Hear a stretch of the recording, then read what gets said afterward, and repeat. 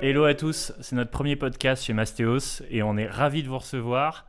Aujourd'hui, on parle loyer impayé avec Mathieu Luneau, qui est le fondateur de Uncle, la start-up de garantie loyer impayé. Luneau qui a fait la même école que moi et qui a été avocat avant, il va nous parler de son parcours et il va nous expliquer comment couvrir ce risque qui est le grand risque de l'investissement locatif. L'investissement locatif, c'est ce qu'on fait nous chez Mastéos. On conseille des particuliers pour leurs projets dans la pierre, un peu partout en France. Voilà, donc notre ami Mathieu va nous parler un peu de lui et tu vas nous dire d'où tu viens, tes traumatismes d'enfance, comment t'en es arrivé à assurer des loyers. Est-ce que c'est une vocation que tu avais dès l'âge de 6 ans ou est-ce que ça t'est venu récemment? Dis-moi tout. Parfait. Salut Thierry et merci à tous de nous écouter. Je suis Mathieu Luneau, le fondateur et le CEO d'Uncle. Alors avant ça, parce que je suis persuadé que ça vous intéresse particulièrement, donc je viens d'école de commerce et je suis ancien avocat. Donc j'ai passé 3 ans dans un cabinet qui s'appelle Bredin Pratt à gérer toute une partie fusion-acquisition. C'est un petit cap ça, inconnu. Je suis pas sûr qu'ils sont encore assez innovants pour être sur Clubhouse, mais ça arrivera peut-être. Non, les deux raisons qui m'ont fait partir et pourquoi Uncle, c'est le manque d'innovation justement des cabinets d'avocats et le manque du coup d'efficience. Parce que quand tu n'innoves pas, tu n'es pas efficient, donc tu mets beaucoup plus de temps à faire les choses. Et c'était vraiment un besoin du coup de ne pas louper cette vague tech qui était hyper importante et de monter mon projet. Donc non, c'est pas une vocation que j'ai depuis mes 6 ans, mais c'était hyper important de pouvoir créer une équipe de A à Z et arriver à mettre en place des process hyper efficients. Vous êtes combien là? On est 22. Vous avez créé ça quand? On a créé ça fin 2018. Et donc c'est bien, ça se passe très bien. Mais je suis ravi d'être avec toi et je pense que les gens sont hyper intéressés de connaître aussi Mastéos, donc je te propose de te présenter aussi. Ouais, alors, merci, très belle transition. Thierry Vignal, on a le même âge et on a fait les mêmes études. Moi, j'ai bourlingué en cabinet d'avocat, mais comme j'étais très mauvais, je me suis fait blacklister à vie du secteur. Je suis parti faire de la finance de marché à Londres, où j'étais trader et où je perdais tellement d'argent que je me suis également fait blacklister de ce secteur. Et je suis rentré à Paris où j'ai croisé mon passé de pseudo-avocat fiscaliste-IMO avec celui de financier de haute volée à Londres. Et en croisant la finance, la fiscalité et le droit, on a créé Mastéos, où on a essayé de rendre un peu plus pro le secteur IMO parce que pour l'instant, c'est adressé par des agents immobiliers qui ne sont pas formés aux expertises nécessaires à l'investissement locatif. Et pourtant, on constate que quasiment tous les gens qui ont un CDI, ils veulent faire un investissement, ils ne savent pas vers qui se tourner aujourd'hui.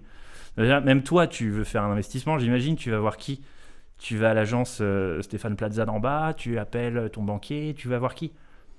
Tu demandes à un pote qui a fait un invest, tu sais pas.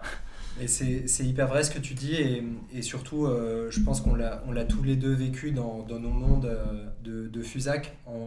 Tu bosses sur des problématiques tellement macro que t'en viens à être complètement déconnecté de tout cet environnement. Et si un pote vient te voir sur des problématiques hyper pratiques qui lui arrivent et qui semblent être ton domaine de compétence, enfin, t'es un peu comme un con parce que t'es incapable de lui répondre sur un problème très simple. Et je pense que du coup, le fait de se remettre dans des problématiques qui nous arrivent dans la vie de tous les jours, typiquement pour toi, un invest locatif, typiquement pour moi, tout ce qui va s'accompagner d'un investissement locatif, à savoir garantir bien son patrimoine, etc. C'est des problématiques vraiment très terrain qui vont s'adresser à tous les gens qu'on côtoie et dont il est hyper important de devenir un peu des experts. Oui, voilà, donc il y a une descente en fait des intellos, du monde de l'avocature vers le terrain, le concret, donc, parce que Mathieu est un grand intello. Et cette descente, on va la raconter pendant ce podcast. J'espère qu'on va avoir des petites anecdotes sur les locataires et sur les situations que tu as pu rencontrer. Moi, j'en ai un paquet aussi à vous donner. On est probablement écouté par plus d'investisseurs, quoique que de locataires. Je me demandais, en fait, on est tous locataires à Paris, mais on est aussi tous investisseurs. Donc, je pense que les deux casquettes vont se retrouver. Je rappelle, le grand enjeu pendant ces 25 prochaines minutes, c'est de savoir comment je fais pour couvrir mon risque locatif. quand je fais un investissement locatif, c'est quasiment mon seul risque. Il y en a d'autres en vrai. Il y a est-ce que je vais pouvoir louer déjà ? D'ailleurs, je ne sais pas comment on hiérarchise le risque de vacances locatives par rapport au risque d'impayé. Est-ce que tu es capable de garantir ça ? Mais grosso modo, c'est en cas d'impayé, je fais quoi ? Et comme disait quelqu'un de bien plus sage que moi, on y pense souvent quand ça arrive, mais c'est trop tard. C'est-à-dire qu'on prend souvent la GLI, la garantie loyer impayé, auprès d'Uncle, quand on découvre notre premier impayé. Mais tant qu'on n'a pas fait l'expérience du premier impayé, on n'y pense pas. On va essayer de quantifier tout ça pour voir comment ça affecte la rentabilité d'un investissement, comment on peut se retourner. Parce que il y a des gens qui travaillent en amont avec Uncle avant même de lancer le projet, de choisir le locataire, ils vont penser à la garantie loyer impayé. Il y en a d'autres qui vont hériter d'immeubles déjà loués. Qu'est-ce qu'ils font dans ce cas-là ? Est-ce qu'ils peuvent t'appeler ? Ou alors qui découvrent le risque d'impayé au moment où ça arrive. Et dans ce cas-là, c'est quoi les solutions ? Alors, Mathieu, donc ancien avocat, école de commerce, il a créé Uncle, ça on sait. Uncle, c'est je ne veux pas dire de trucs confidentiels, mais vous en êtes où là ? Je pense que vous faites des choses assez sympas. Ouais, on évolue pas mal depuis, donc on a été créé en 2018, on est 22 personnes, on a dépassé les 110 000 euros de MRR. Donc, Monthly Recurring Revenue, qui connaît pas le MRR ? Ouais. Particulièrement s'il y a pas mal d'investisseurs qui nous écoutent, ça va être assez facile. Donc ça se développe bien et ça marche bien pour nous. Vous assurez combien de locataires ? On assure un peu plus de 7000 locataires aujourd'hui. Voilà, ce qui correspond à un gros nombre de lots quasiment équivalent. On s'est lancé commercialement il y a un peu plus d'1 an et demi. Ouais. On a été lancé commercialement en avril 2019. Donc c'est une grosse accélération et voilà, nos objectifs là pour la fin 2021, c'est d'arriver à une trentaine de milliers de lots et derrière, une année après, donc en 2022, arriver aux 100 000 lots. 100 000 locataires à assurer. Exactement. Ok, bah tu vas nous dire quel type de locataire t'assure et quel type de risque t'assure, parce que le risque locatif, c'est pas juste l'impayé, on l'a dit.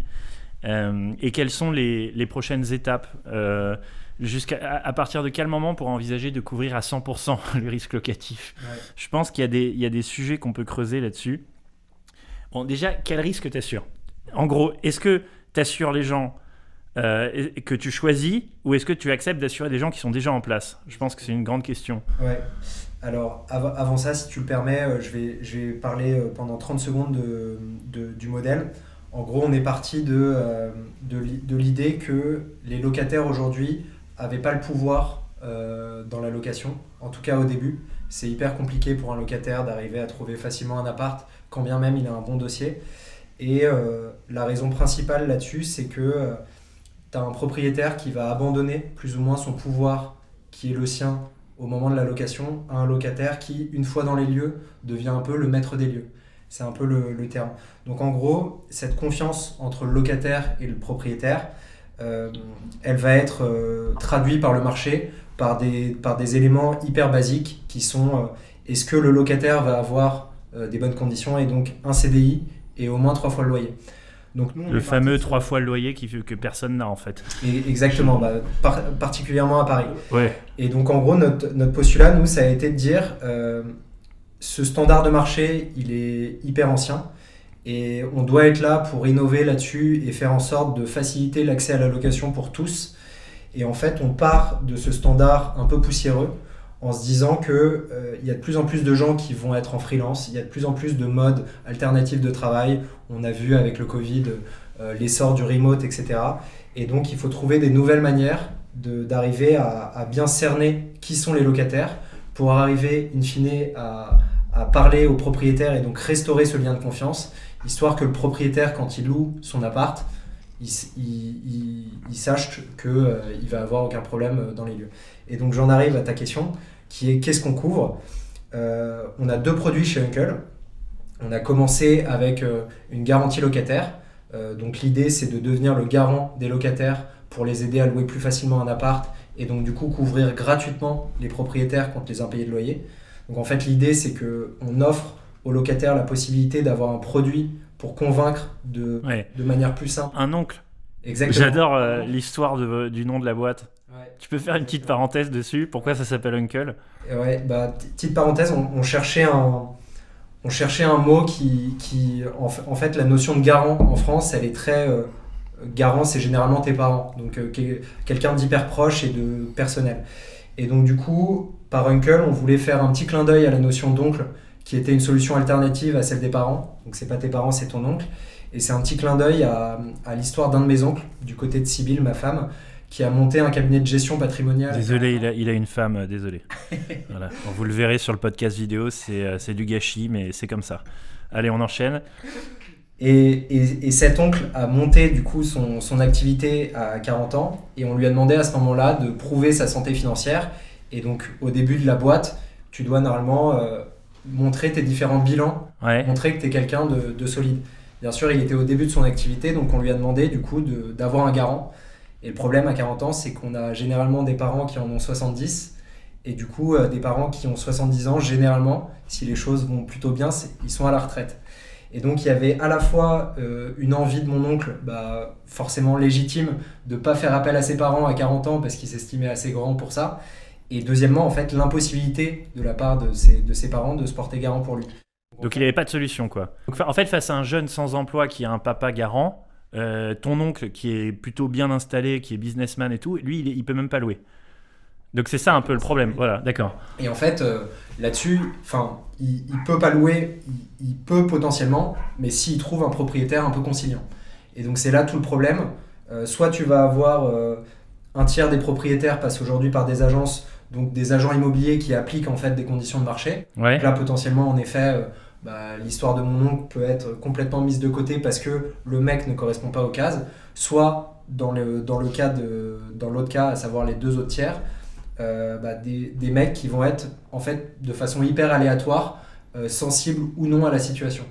Nous, on fait en sorte de tout simplement permettre à ce que si situation sensible il y a, en fait, il n'y ait même plus de situations comme ça et qu'il y ait en fait que des solutions. D'accord. Et donc, comment tu arrives à pricer finement ton risque? Parce que je crois que toi, ton spectre de sélection des locataires, il est plus important que les assureurs traditionnels.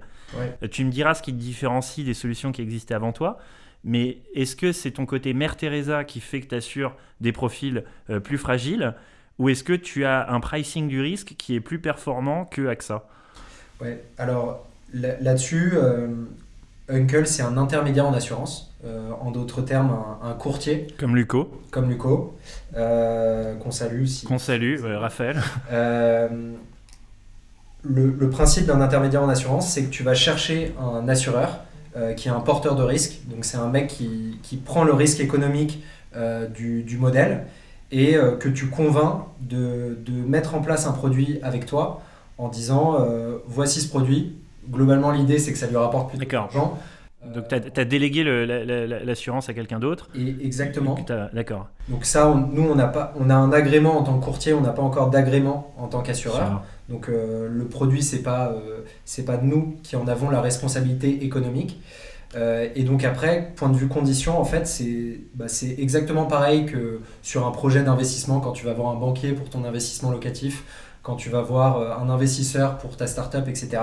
C'est présenter un gros BP avec du coup un modèle qui est derrière, en expliquant pourquoi justement ton modèle est le mieux, quelle stratégie tu vas adopter, quelle cible tu vas adopter, et pourquoi en fait tu peux pricer ton produit à un tarif un peu différent. Donc là, tu as convaincu ton assureur avec ton business plan que tu étais capable d'assurer un spectre plus large que la concurrence, et ils ont adhéré à ça. C'est tout à fait ça. D'accord. Tu as à la fois un côté une certaine prise de risque de la part de l'assureur qui est avec nous, en disant ok, cette boîte a l'air top, je vais innover avec elle. Je leur fais confiance, ils vont me choisir des profils peut-être un peu plus fragiles, mais ils savent ce qu'ils font, et voilà. Votre pricing, il est assez compétitif aussi. Vous êtes à combien déjà? Ouais, alors côté garantie locataire, en fait, on est très compétitif parce que par essence, on a créé le produit, et donc en fait, c'était basé sur pas grand-chose de comparable. Donc on est à 2,8% si le locataire paye annuellement, on est à 3,5% si le mec paye mensuellement. Paye annuellement ta garantie. Ouais. Ta garantie, d'accord. Exactement. Ça représente combien en moyenne ça pour un locataire? Une trentaine d'euros par mois. Ok, donc avec 30 euros par mois, en tant que locataire candidat, j'ai les mêmes armes que quelqu'un qui a un papa un peu fortuné. Et de notre partie, des armes même supérieures, parce qu'en fait, le mec qui couvre derrière le risque, c'est un assureur qui est renommé, professionnel, avec une start-up qui est la nôtre, qui agit avec des délais d'intervention pour le coup inégalés sur le marché. Et donc notre positionnement vis-à-vis des propriétaires qui bénéficieraient soit directement via la GLI, soit indirectement via la garantie locataire de notre service, c'est d'avoir un remboursement quasi immédiat des fonds. D'accord. Et donc de pas du tout avoir de risque là-dessus. Et vous remboursez au bout de combien de temps ? On rembourse en moins de 15 jours tous nos sinistres. 15 jours ? Attends, donc si j'ai un impayé, tu me rembourses au bout de 15 jours. Exactement. Alors que normalement, les acteurs traditionnels, c'est plutôt 3 mois, non ? Je crois qu'il y a une c'est au moins 3 mois. En fait, la raison traditionnelle, elle est normale. Ça induit beaucoup de difficultés de gestion. Le principe, c'est que si tu as un impayé, tu vas faire généralement une première lettre de relance en mode « Hey mec, mon loyer !» Ouais, j'aime bien ton accent de Kaira, c'est pas mal, c'est très réaliste. Et derrière, si le locataire te répond pas, ou en tout cas te répond qu'il n'a pas envie de payer son loyer, derrière tu vas faire un commandement de payer via un huissier. Ce commandement de payer, légalement, il va engendrer un délai de 2 mois pendant lequel le locataire peut ou pas te répondre. Et donc généralement, c'est la date que prennent les assureurs et les courtiers pour répondre. En gros, ils te disent le délai pendant lequel tu vas mettre en place ce commandement de payer, c'est à peu près 1 mois. Il a 2 mois pour te répondre. Donc on te paye à 3 mois. Donc on te paye à 3 mois. Et toi, non. Et donc nous, on paye sous 15 jours max. Ouais. Ce qui engendre du coup d'énormes effets opérationnels. Parce que du coup, on a un échange de flux qui est assez énorme. Mais c'est notamment dû au fait qu'on a mis beaucoup l'accent sur notre tech, sur tout le back-office pour gérer en fait d'énormes flux là-dessus et pouvoir permettre du coup d'avoir une promesse de valeur top pour les propriétaires et les locataires. C'est toi qui fais les commandements de payer après ou pas ? C'est via un réseau d'huissiers. C'est pas nous qui les faisons en direct. On délègue ça. On a à la fois un réseau national d'huissiers et un réseau national d'avocats. Donc on travaille avec des partenaires qui font ce process-là pour nous. Bien. Et c'est Uncle qui gère, qui fait tout le follow-up en fait. Et qui paye l'huissier et l'avocat ? C'est Uncle. Magnifique. Ah ouais. Quel est c'est un prix, c'est un tarif fixe, on est d'accord ? C'est un tarif fixe. Enfin, avec l'annualité et la mensualité. Qui va peut-être évoluer un peu. En fait, la question du tarif, c'est surtout un positionnement avec l'assureur. C'est généralement lui qui fixe le tarif. Ouais. Et après, derrière, le principe, c'est que généralement, tu segmentes. Donc en gros, tu te dis pour telle catégorie de personnes, je vais leur faire payer tant. Mais justement, c'est ça ma grande question. Parce que en fait, nos investisseurs locatifs chez Mastéos, on a en gros 2 types. On a les investisseurs patrimoniaux et les investisseurs qui cherchent du rendement, du cash flow. Donc il y a l'appart au cœur de Bordeaux et il y a l'immeuble à Roubaix. Voilà. Et c'est pas le même type de locataire. Et je vois pas pourquoi le Uncle appliquerait le même tarif à un directeur marketing Danone à Bordeaux et un chômeur ou un chercheur d'emploi en banlieue de Roubaix. Donc, est-ce que toi, tu es capable, ou peut-être demain, d'adapter un peu comme les assureurs auto, ton pricing à la fragilité du locataire ? Alors, c'est hyper intéressant que tu le compares à l'auto. En fait, le principe en auto, c'est que tu as des fichiers nationaux sur notamment les accidents et en fait, quand tu souscris une assurance auto, tu as un principe qui dit que tu dois avoir été assuré dans les 3 ans. Sinon, en fait, tu repars à zéro. Côté loyer impayé et garantie locative au sens global, il n'y a aucun fichier national qui existe, en tout cas pour l'instant. Il n'y a pas de fichier national des immobiliers. Alors, il y a eu plusieurs projets et nous, on pense que ça serait une très bonne chose, mais ça n'existe pas encore. Et du coup, il n'y a pas encore, en tout cas du point de vue loyer impayé, cette finesse que tu peux avoir dans la tarification d'une assurance auto. Parce que justement, tu n'as pas d'historicité, tu n'as pas de track record. Tu n'as pas encore de track record. Alors nous, justement, parce qu'on gère beaucoup de locataires et de propriétaires, on commence à avoir agrégé énormément de data. On a, depuis le début de la boîte, on a à peu près 150 000 profils qui ont postulé, avec du coup un historique qui s'est créé sur ces gens-là. Donc ça nous permet derrière de pouvoir faire évoluer le modèle, que ce soit en termes de scoring, que ce soit aussi en termes de data immobilière pure. Mais voilà, ces choses-là en tout cas sont à l'étude côté assureur, mais pas encore très abouties pour l'instant. Donc c'est de la data que tu récupères qui te permet d'affiner ton pricing parce que tu sais exactement quels sont les profils de locataires qui vont te générer de l'impayé ou pas. Ouais, exactement. Et donc plus tu grossis, plus ton dataset augmente et plus tu es précis dans ton pricing. C'est exactement ça. En fait, il y a pour l'instant une assez faible finesse de la part des assureurs parce qu'ils n'en ont pas encore les moyens. Non mais je peux pas croire, AXA il doit avoir 100 000 locataires, hein. Je pense à un grand assureur bêtement, mais... Ouais, complètement. Ils monétisent pas la data, ils la crunchent pas, ils font rien avec. Bah écoute, j'aimerais pouvoir te dire le contraire, mais pour l'instant en tout cas sur le marché global immobilier, il y a une utilisation qui est relativement faible de cette data, ou en tout cas pour moi sous-exploitée par rapport aux possibilités énormes qu'elle offre. D'accord. Je peux te donner, nous, des éléments de data. Si le locataire est chômeur, la probabilité de l'impayé est plus forte. Bah écoute... Et non, même pas. Et non, même pas. Parce que tu as la CAF, non ? Ouais. Tu as les aides. Ouais, tu as des aides et c'est marrant comme réflexion parce que je pense qu'au fond, tu dois le savoir. Mais nous, là-dessus, c'était un bon enseignement qui était... en fait, la data a énormément de force et notre assureur, pour le coup... fonce tête baissée dans ces présupposés qui en sont. Mais nous, les chômeurs qui ont Pôle emploi pendant une durée relativement courte sont des très bons payeurs. Donc parfois, il y a quelques mensualités de cotisations qui sautent et qui sont généralement refacturées le mois d'après. Donc il y a des petits problèmes là-dessus en termes de factures qui peuvent exister. Mais derrière, c'est des mecs hyper clean. D'accord. Qui payent leur loyer à chaque fois. Et donc là-dessus... Voilà, c'est hyper important de ne pas partir de présupposés et de se baser sur la vraie data pour arriver à pricer tout. Donc tu n'as pas de discrimination chômeur ? Là-dessus, non. Enfin, c'est même le but de notre modèle, c'est de faire en sorte que tous les locataires, peu importe leur statut, arrivent à louer plus facilement un appart. Excellent. Et les gens qui touchent la CAF, tu les assures ou pas ?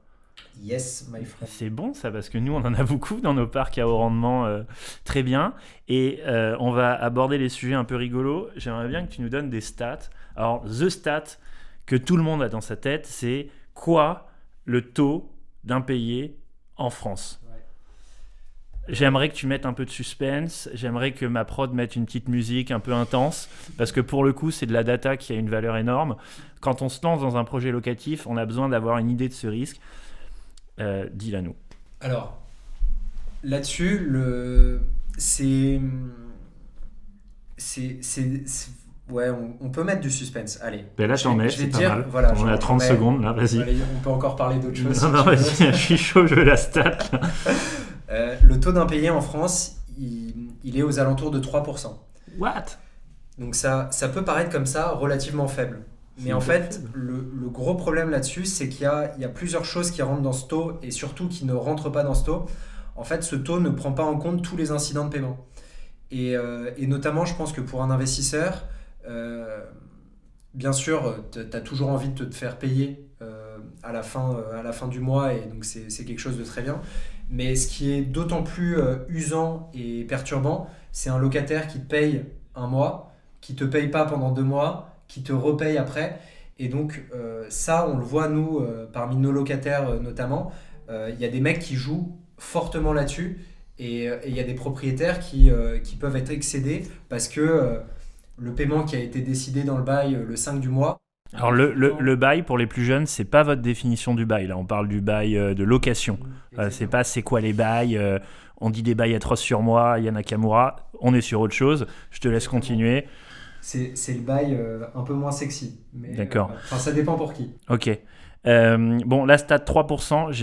3%, mais qui ne comprend pas les incidents de paiement. Ouais. Qui ne comprend pas tous les litiges qui ne sont pas déclarés, parce qu'en fait, le principe même d'un investisseur qui ne s'est pas couvert contre le risque d'impayé, ça va être d'aller plutôt à la négo avec son locataire. Et donc généralement, ce qui est souvent fait par des mecs, c'est de dire ok, les 6 derniers mois de loyer impayés, on oublie, ardoise effacée, par contre tu quittes les lieux. Donc voilà, tout ça ne rentre pas dans le 3%. Donc en fait... le vrai chiffre, il est à combien ? J'ai même pas envie de te dire de bêtises là-dessus, donc je préfère ne rien te dire en termes de chiffres. T'as pas une esti perso ? Tu dirais que c'est à 5-6 ? Ouais, je dirais plutôt qu'il est supérieur à 10%. Ah ouais ? Particulièrement en ce moment, où en fait, avec le confinement, il y a quand même pas mal de situations professionnelles qui ont évolué. Et donc, du coup, des problèmes d'impayés, qui sont au départ que des retards de paiement. Tu peux pas dire 10%, je suis en train de perdre tous mes clients là. Ouais, mais pour le coup, en tout cas, c'est un vrai risque. En fait, l'idée principale d'Uncle, c'est pas tellement de réfléchir par rapport à ce 3%, parce que sinon, on n'existerait pas, ou en tout cas pas sur un modèle qui fait autant de croissance que le nôtre. C'est plutôt de dire, pour un investisseur, on est là pour vraiment faire en sorte que le mec soit serein sur sa location. Et donc, c'est généralement des produits qui soit sont payés par le locataire, donc, qui ne coûtent rien au propriétaire, soit des produits qui sont déductibles des revenus fonciers. Donc en fait, tu achètes de la sérénité. Tu perds pas tellement de rendement, mais... oui, d'ailleurs, on peut le quantifier ça, on peut le faire en live. Ouais. Ok, alors on prend un appart à 200 000 euros qui fait 5% de rendement. Ouais, c'est pas énorme, mais c'est la moyenne nationale. Ça fait quoi ça ? 5% de 200 000 C'est toi le mathématicien. C'est toi le mathématicien de l'investissement locatif. J'ai eu 600 maths au concours. Je crois que ça fait 10 000 euros par an. Ouais. Nous, notre garantie... elle coûte combien ? Nous, notre garantie, elle coûte 2% du prix du loyer. Donc en gros, tu es sur un bien à 200 000. Alors ça dépend de la ville dans laquelle tu vas être, mais je sais pas quel est ton loyer. Tu m'as dit 2% ? Ouais. Ok, donc ça fait 200 balles par an. 200 balles par an. Ok, donc 200... 200 sur 10 000. Donc, ouais, je voulais rapporter ça au prix de mon investissement. 200 sur 200 000 en fait. Ouais. Ça fait un millième. Donc c'est pas énorme en fait. C'est pas énorme. D'accord. Et surtout... Ça fait 0,1 point de renta en moins. Ouais. Voilà. C'est tout ça pour être couvert contre le risque d'impayé. Et là, tu as pris le chiffre non déductible des revenus fonciers. Donc, c'est le fiscaliste qui parle. Donc, voilà, exactement. Ok. Est-ce qu'on a plus d'impayés c'est des questions un peu polémiques là. Je vais y aller. Côté fille ou côté mec ? Allez. Je veux de la data croustillante là. Et écoute, je pourrais malheureusement pas te donner cette data croustillante, pas pour des raisons de MeToo, de MeToo, mais plus pour des raisons que j'ai pas bien révisé mes fiches et donc je suis incapable de... Mais tu l'as la data ? Et je l'ai, ouais, bien sûr. Ouais, ok. Et je crois qu'on s'approche... Par contre, après, derrière, tu vois, t'as mec-fille, mais t'as aussi couple célibataire. Et ça change vraiment tout. Et d'ailleurs, il y a pas mal d'assureurs qui essayent de prendre en compte ce critère pour, en tout cas, pricer d'une manière différente le risque. Ok, et du coup, couple versus célibataire ? Célibataire, un peu plus d'impayé. Ah ouais, voilà. D'accord. Mais pourquoi ? Enfant à charge, donc potentiellement, tu vas te mettre en plus une charge, mais potentiellement, tu as aussi un enfant, donc tu n'as pas envie de faire n'importe quoi vis-à-vis de ton logement. D'accord. Donc voilà, tu as peut-être un attachement un peu plus grand à payer tes dettes. D'accord. Ou en tout cas, les choses que tu dois. J'ai plein de questions qui me viennent sur ton dataset. Est-ce que tu as de la saisonnalité sur les impayés ? Est-ce qu'il y a des mois où il y a plus d'impayés ? Ah là là, tu me poses des cols. On va vite parler d'investissement locatif. D'accord. Si c'est pas évident, c'est qu'il n'y a pas une grande saisonnalité. Sinon, ça te strikerait directement. Si pour le coup, il y a de la saisonnalité. Alors, pourquoi je suis pas très à l'aise de te répondre ? C'est aussi parce que cette année a été quand même particulière avec le confinement, qui a engendré du coup pas mal de mouvements qui sont pas naturels. Ouais. Et on a encore un historique à taille relativement faible. Tu vois, on est actif depuis presque 2 ans, mais pas encore. Ouais, d'accord. Donc voilà, ça serait te mentir un peu de tirer des conclusions là-dessus. D'accord. Et géographiquement, non, pareil, t'as pas de... Géographiquement, pour le coup, oui, tu as des vraies tendances qui se dégagent. Genre ? Et particulièrement, alors là, c'est un peu polémique, donc je préfère pas trop en parler, mais même par quartier, dans certaines agglomérations, tu peux avoir des vraies tendances là-dessus. Tu peux nous faire une cartographie des impayés pour savoir où est-ce qu'il faut investir ? Et écoute, ouais, ça peut être faisable. Je viens de te donner une idée à 1 million d'euros là. Ouais, exactement, ouais. Ok, bah on fait une publication Mastéos X Uncle, où investir en fonction du taux d'impayé. Ouais, parfait, ça me va très bien. De toute façon, tu les couvres les impayés donc. Exactement. Mais ok. Est-ce qu'on s'approcherait pas du moment du Q&A? Il me semble, hein. De toute façon, c'est un grand Q&A ce qu'on fait, mais on peut peut-être faire participer les gens qui nous écoutent sur Clubhouse. Mais tu veux pas parler aussi un peu, moi pour le coup ça m'intéresse à fond d'invest locatif? Parce que j'ai un peu l'impression que j'ai accaparé la parole et que t'as pas eu ton moment de gloire. C'est le principe de l'inviter, mais tu veux en faire un toi? Alors moi j'en ai fait un déjà. Où ça? J'en ai fait un entre Saint-Lazare et Saint-Augustin.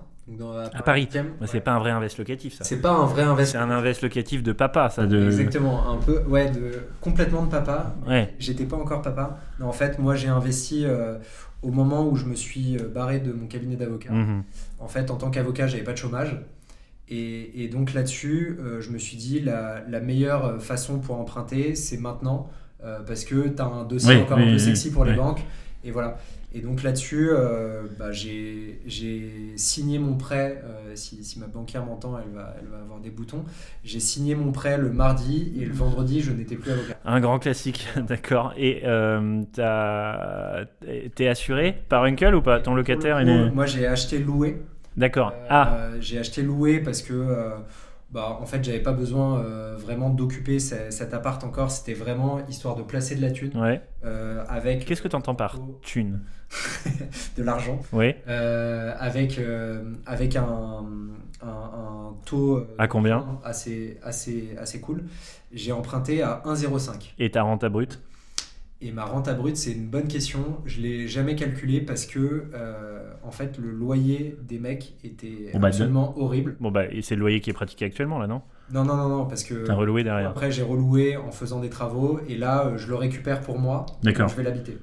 Ok, donc c'est même plus un invest locatif. C'est même plus un invest locatif, mais du coup, je vais avoir, j'espère bientôt du patrimoine qui va se libérer pour investir avec Mastéos. Ouais, mais toi, t'es entrepreneur, donc t'es une cause perdue, on peut pas emprunter. Attends, moi je garantis des loyers, tu peux au moins faire en sorte de favoriser des entrepreneurs qui veulent investir. Mais pour ça, il faut que tu te mettes en SCI avec un profil qui a un CDI et qui va te le prêter.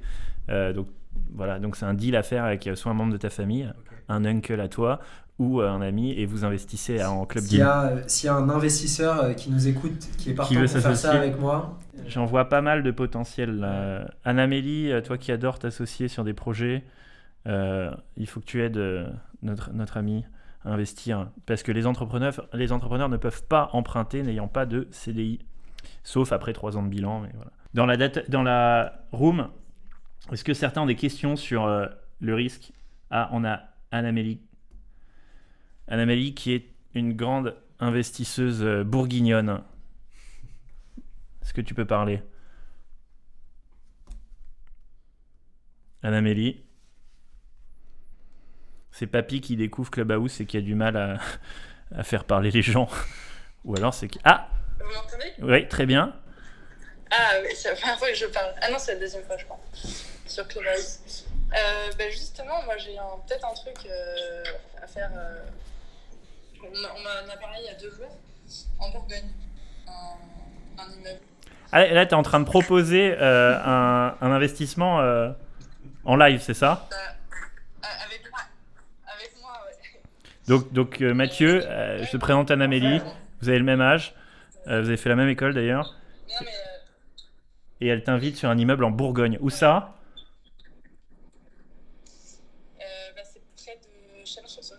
Chalon-sur-Saône, excellente ville. On est sur du 10% de renta brute en moyenne, d'après la data Meilleurs Agents. C'est une ville assez dynamique, toute proportion gardée, et avec une bonne demande locative. C'est pas dans Chalon, mais c'est encore mieux.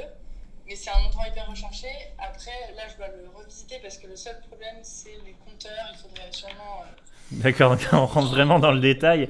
Est-ce qu'on a des locataires dedans à assurer ou pas?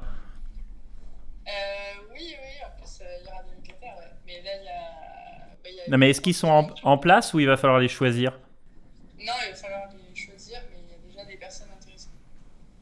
D'accord. Nous, je crois que chez Uncle, vous préférez les choisir parce qu'au moins vous avez la main sur les profils. Non, même pas. Ouais, même pas. Merci Anne-Amélie. Hein.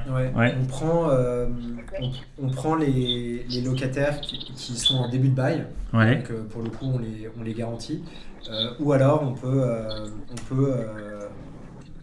peut justement garantir des mecs en cours de bail. Mais il faut une historicité, non ? Ouais, exactement. Là, c'est un peu le principe même de l'assurance. Un assureur va pas assurer un risque qui est déjà matérialisé. Donc en gros, typiquement pour un assureur habitation, tu vas pas assurer une baraque qui crame déjà. C'est exactement le même principe pour un loyer impayé. Tu vas investir, tu vas garantir un mec qui n'a pas eu de problème. Bah ouais. J'imagine qu'il y a des.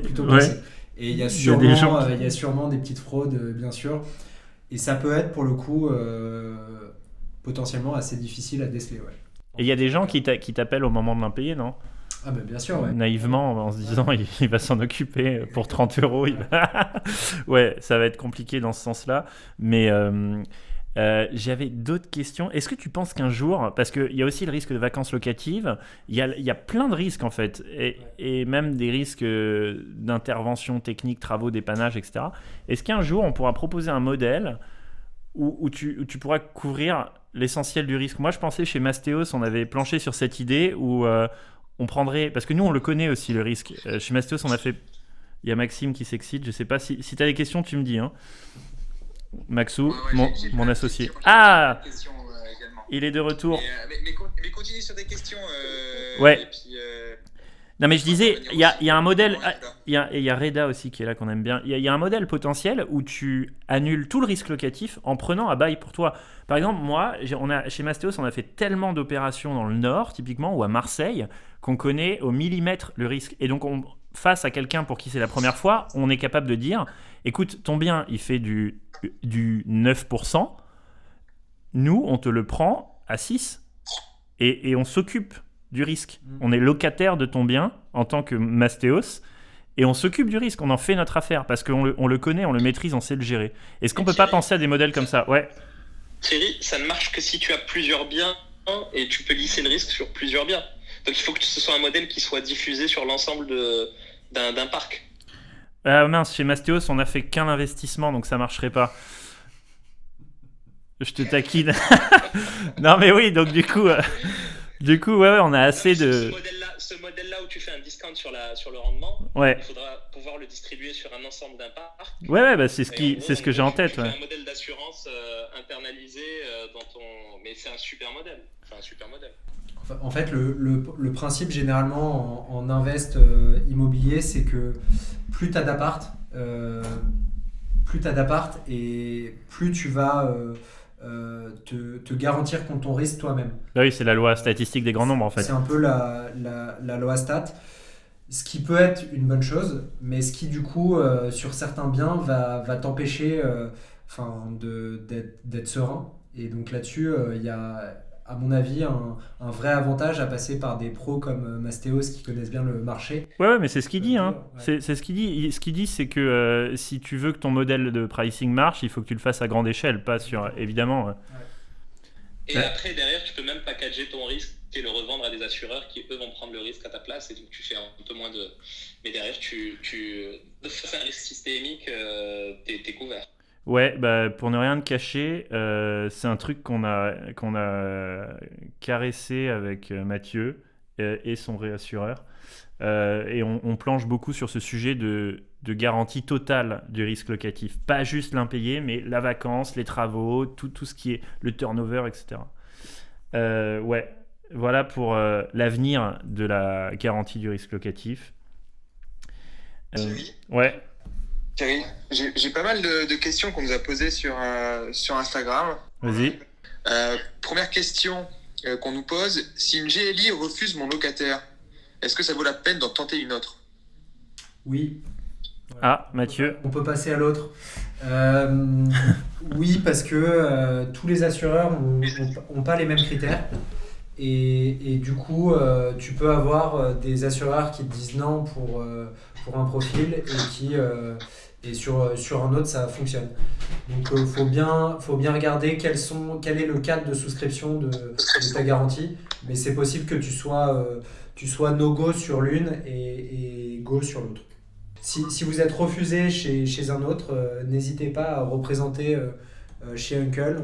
On sera ravis d'étudier ça pour vous. Ok. D'autres petites questions. Est-ce que le coût d'une GLI est significatif pour mon rendement? On en a en partie répondu à cette question. On en a un peu parlé tout à l'heure avec Thierry.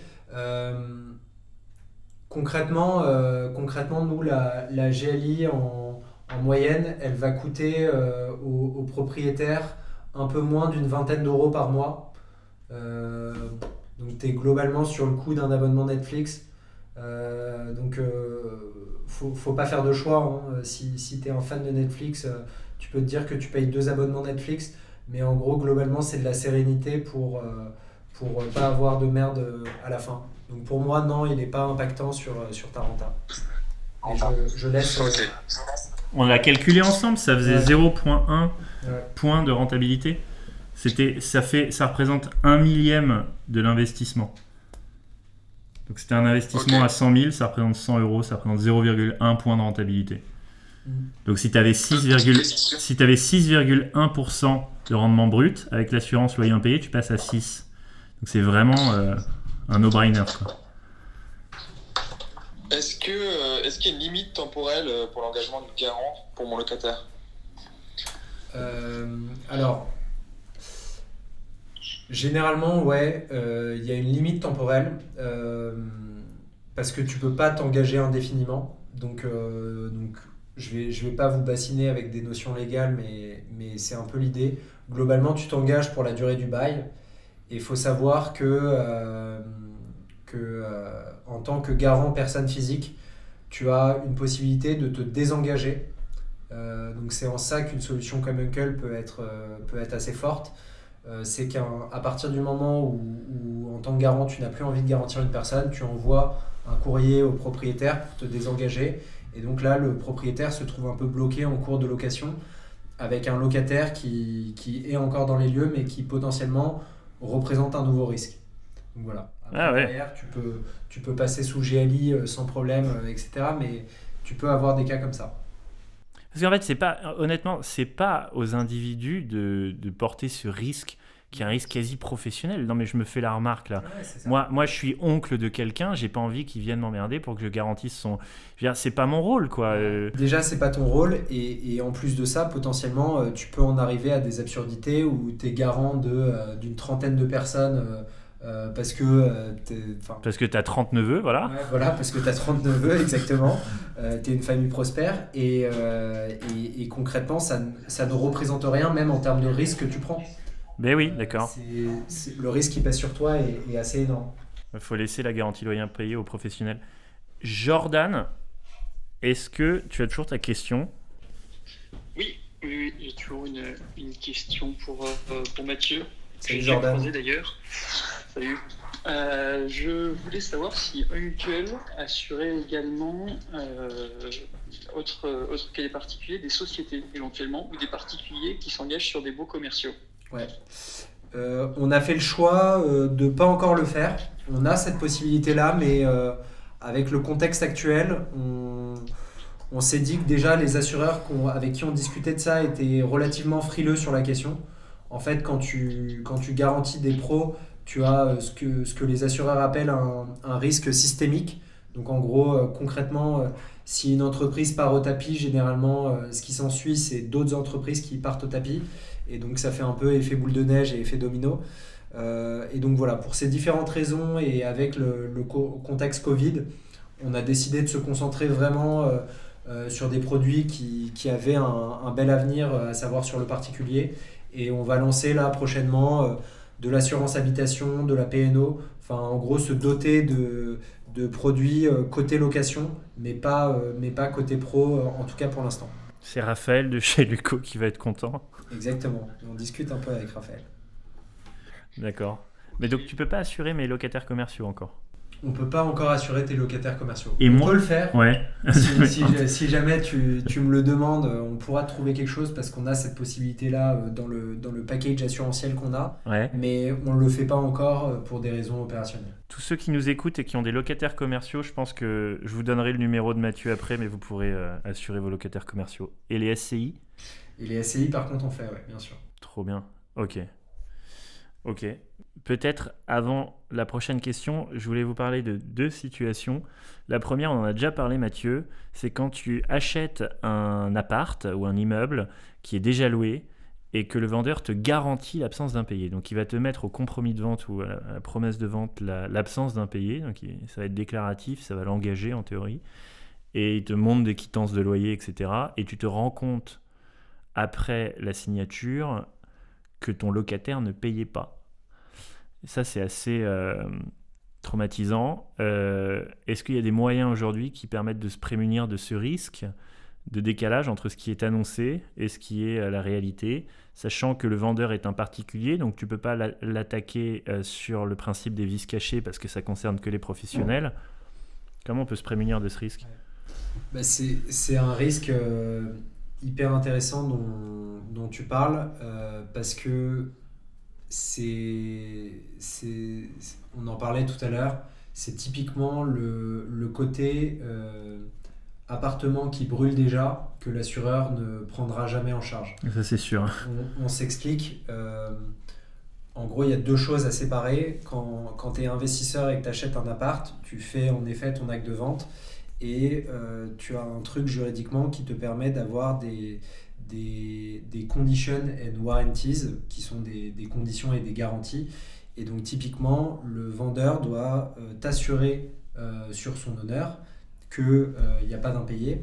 Et du coup, généralement, le principe de ces choses-là, c'est qu'il faut bien faire en sorte que si jamais une de ces conditions se révèle être fausse, il y ait soit la possibilité pour toi d'annuler la vente. Ouais, mais c'est trop tard dans mon exemple.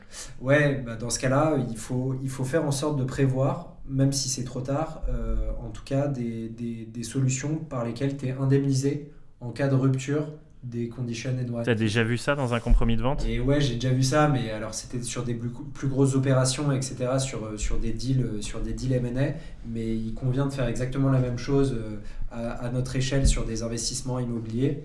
En gros, c'est simplement un principe de tu me donnes une situation qui doit être celle qui réellement se passe, et si c'est pas le cas, tu as une indemnité forfaitaire. Donc ça peut être par le biais, je sais pas, d'un séquestre via le notaire, je sais pas trop. Mais j'aime beaucoup, c'est une des solutions que nous avait proposé Jérôme qui nous écoute, qui est notre directeur travaux. En l'occurrence, le problème c'est que ça demande, en fait ça te met pas en position prioritaire vis-à-vis du vendeur si tu es l'acheteur qui va exiger un séquestre activable en cas d'impayé, ouais, tu vois. Tu peux le négocier après, une fois tu essayes de faire en sorte de faire ta propale et au moment du compromis de rajouter ça et je pense que c'est totalement normal. Mais j'adore, c'est pas bête du tout. Parce que moi dans l'idée je me disais le vendeur s'il me voit arriver avec de telles conditions il va se dire oh là là je préfère l'autre acheteur qui au moins a pas 30 000 clauses à rajouter. Non mais c'est même pas une clause. Mais t'as raison. Je pense que si c'est une volonté pour toi d'avoir une déclaration du vendeur te disant qu'il n'y a pas d'impayé, autant faire en sorte que cette déclaration, si elle est fausse, te rapporte quelque chose à la fin. Ouais, d'accord. Encore faut-il qu'il accepte, voilà. Mais ça donne un bon signal, quoi. S'il refuse, en tout cas. Ouais. Hyper intéressant. Il faudrait qu'on implémente ça pour la team Mastéos, de mettre dans les compromis des clauses, comment t'appelles ça, clauses résolutoires ? C'est pas des clauses résolutoires, c'est des clauses qu'on appelle condition and warranties en français, en anglais, mais conditions et garanties, je sais même pas comment ça peut être bien traduit. Conditions d'indemnisation en cas de découverte d'impayé qui n'était pas déclaré en amont. En fait, avec séquestre notarial. Ouais. Dans la clause de declaration and warranties, le mec va te faire un certain nombre de déclarations et donc des garanties. Ouais. Et les warranties sont là pour faire en sorte que si la déclaration est fausse... Ouais, je comprends bien le principe, mais comme je n'ai jamais vu sur une promesse de vente, je crois que c'est possible, mais ça serait une vraie innovation, quoi. Et je pense pas que les vendeurs seraient ravis de voir ce type de clause, mais non, mais sur des opérations un peu costaud, tu peux exiger une déclaration, c'est normal. Ouais. Non, une déclaration, j'en ai plein, mais des déclarations avec séquestre, c'est autre chose. Ouais, ok. Et deuxième point peut-être que je voulais dire, si jamais ce cas arrive, si jamais on n'a pas pris de GLI au prix d'Uncle, donc de garantie loyer impayé, et qu'on découvre un impayé ou qu'on hérite de locataires qui n'étaient pas forcément... Sinon, la technique, je réfléchis en même temps, mais c'est de dire à ton proprio, faites en sorte de prendre maintenant une GLI sur l'ensemble de vos locataires. Et du coup, là-dessus... j'adore. Et du coup, là-dessus, s'il y a un impayé de loyer, pour le coup, c'est... Sous condition que les locataires soient éligibles à la GLI Uncle. Ça serait incroyable. Tu vois, tout s'arrange. Parce que si la GLI t'est refusée, ça veut dire qu'en gros, il y a un impayé. Et donc j'adore. Ouais. Ça, c'est de l'innovation en live. Exactement. En plus, on s'approche de la fin. J'ai toute l'équipe de production qui veut rentrer. Je dis juste un dernier truc. Il y a une arme qui sert pour ceux qui n'ont pas pris de GLI, c'est le différé de remboursement. Quand on est un investisseur locatif, on peut prendre à la banque, on peut négocier un différé de remboursement qui permet de commencer à rembourser sa première mensualité au bout d'1 an, ou 2 ans, ou 3 ans. Et ça permet, en plus de se faire un peu de trésorerie, parce qu'on n'a pas de mensualité à rembourser pendant les premières années, alors qu'on encaisse du loyer, donc on se fait un petit trésor de guerre, justement, pour anticiper les problèmes locatifs. Mais en plus de ça, si on avait des mauvais locataires et qu'on le découvre dans l'entrée dans les lieux, en tant que propriétaire, on a le temps de se retourner. Moi, j'ai eu des situations dans des zones un peu tendues où les immeubles étaient loués par des locataires un peu cheap, un peu emmerdeurs. Et du coup, on a eu le temps comme il n'y avait pas la pression de la mensualité derrière, de faire le ménage, de virer les mauvais locataires, d'en mettre des bons et de commencer à payer notre mensualité de manière un peu sereine avec un immeuble propre. Et je conseille vraiment à tout le monde 2 choses. 1, de toujours prendre un prêt travaux, même s'il n'y a pas de travaux, et de toujours le surévaluer. Parce que mieux vaut avoir un prêt travaux surévalué sur lequel on peut tirer qu'être à court et devoir sortir du cash. Et 2, de prendre un différé quoi qu'il arrive, parce qu'il y a toujours des surprises. Et avec un différé, elles sont moins stressantes. Je crois qu'on s'est tout dit. Est-ce que dans nos auditeurs, on a des investisseurs locatifs qui souhaitent en savoir plus sur le risque d'impayé, sur des points qu'on n'aurait pas traités? Eh bien, c'est trop tard pour se manifester, car c'est la fin ce soir. Mathieu, merci beaucoup d'être venu. Merci Thierry. Je pense que vous êtes bien parti pour devenir numéro 1 sur la garantie loyer impayé. C'est ce que je te souhaite. Et franchement, nous, on bosse avec eux. Ils sont hyper sympas. Ils sont jeunes. Ils prennent vraiment plein de profils de locataires, même ceux qui ne sont pas forcément très rentables pour eux. Donc, nous, on adore travailler avec eux. N'hésitez pas, si vous avez locataire, d'aller vous garantir chez Uncle. C'était notre premier podcast de l'état des lieux. J'espère que vous avez aimé. Faites-nous vos retours en commentaire pour savoir quelles problématiques vous voulez qu'on traite pour le prochain. Si vous avez des invités que vous voulez qu'on fasse venir sur le plateau. Notre premier était Mathieu, le fondateur d'Uncle. Merci beaucoup. N'hésitez pas à vous abonner et à activer la cloche pour recevoir une notification quand on sortira notre prochain podcast.